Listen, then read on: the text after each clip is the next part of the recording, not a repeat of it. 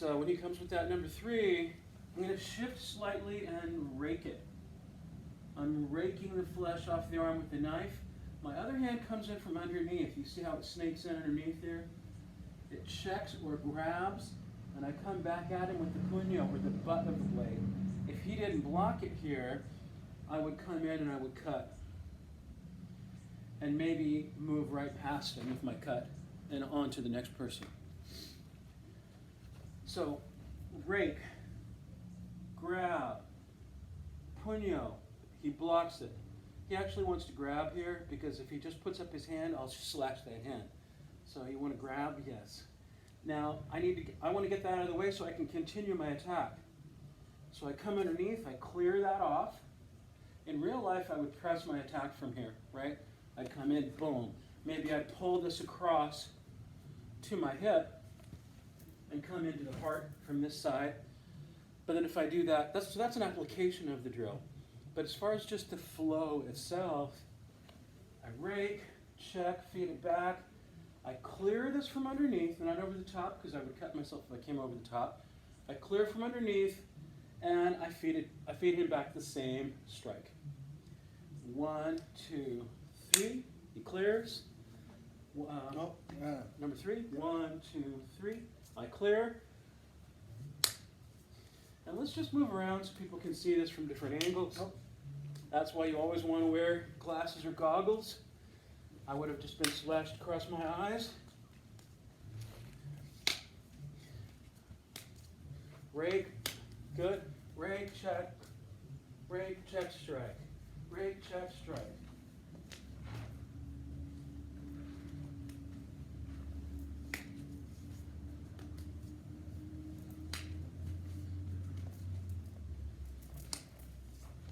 Good. So this is a basic Kali flow drill off the knife.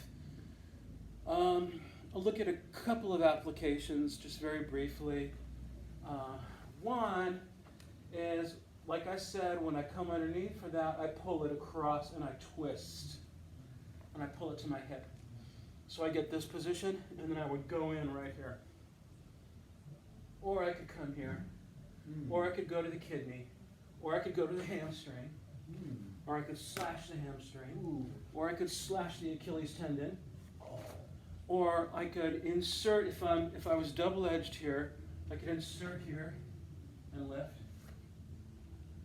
I could go up into the underarm. That's a good target. Any of those. So you come underneath for the clear, you grab, you twist, and you pull it across to your hip. Kind of like a chambering motion in karate or taekwondo. Another application would be to clear, cut, and move on.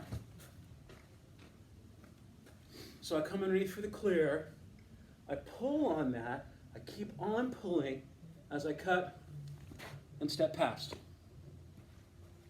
Those are your 2 primary applications right there. Now, the next drill comes off of the slash. This would still be a number 3 in Pekiti Tirsia, but instead of a number 3 thrust, it would be a slash. So I hack at it and I almost simultaneously shoot underneath here. And the reason I do that is change the angle just slightly. The reason I do that is that, say if I hack at it and I go and stab him in the belly, then I get cut as well. He comes underneath and he opens me up at the same moment. So boom, and So we're talking good arm, bad arm drill. Yes, this is my bad arm here, which I'll get to another time. But this is my bad arm because, again, he can just go underneath it, and I can't catch him, I can't stop him. So to prevent that from happening, I shoot underneath instantly. I'm going to go, there, you see my hand back here? I shoot in deep underneath, I lift. And I check him here. My finish is obvious. It's right here. Or across the eyes. And it's done, right? If I wanted to be done with him, I would just get rid of him here. So I take a flanking step. I'm stepping here. And I shoot underneath. Past that. Check. and then I feed it back to him for the drill. And you see I'm pulling all the way back here. At a beginner level, make it easy for your partner. I chamber all the way back here and I feed it to him so he can respond. Right. 1, 2, 3. 1, 2, 3. Block, pass, check. Block, pass, check. Keep in mind that the block and the pass happen almost simultaneously. There's no delay, otherwise you're going to get cut. And you see how we're moving around each other in a circle? That's because of the flanking step. And application here. Yeah. Right? If it's single edged, I have to turn it. And see how I'm checking that? And I'm pushing it away. So I'm pushing it into the cut. So here, let's come a little closer. Or for those of us that sharpen our sledge here too, don't have to worry about turning it. There you go. Matt knows more about knives than I do. So application again. Let's show it from this angle. Boom, boom. I check and I insert on this side. You see it there?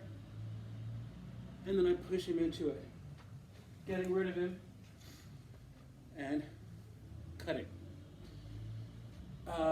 Does it have to go high? No. Like if the guy's a lot taller than you, you could pass that, you could check, and you could come low. Ooh, I'm laying this across the belly here. And then you get rid of him and you press. Boom. Some people call that the blue worm. You cut through the belly, the intestines bulge out. Or I could go to the femoral artery. So one here. And I'm still checking that, right? And I push him away and cut. So those are applications for the flow drill off the slash.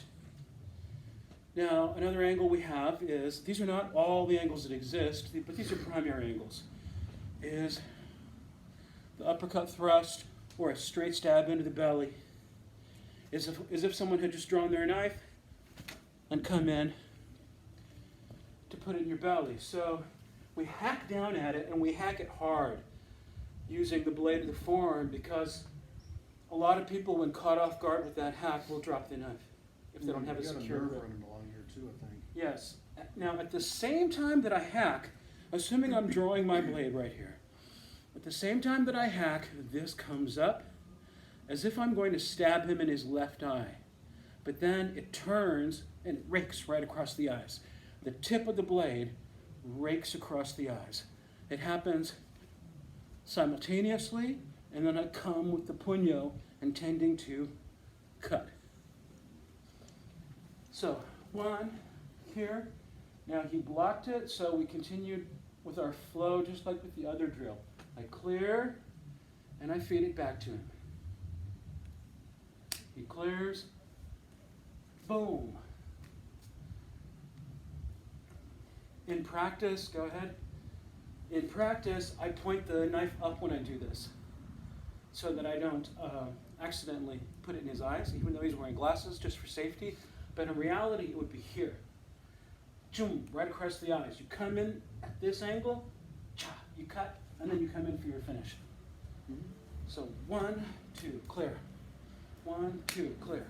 1, 2, clear. And the applications are the same, exactly the same as the first drill. I can pull that across.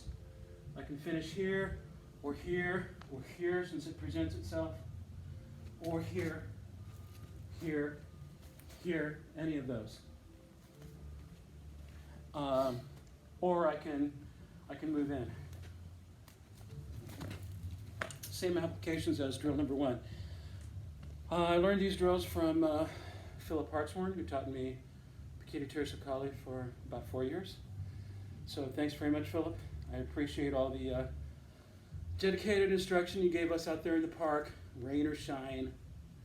It means a lot to me. I'm not a master of Kali by any means. I continue to study and practice, and I'm sharing with you what I've learned. So please show your appreciation by subscribing and liking the video. This is Sabeel Combatives, and I'll see you for the next one.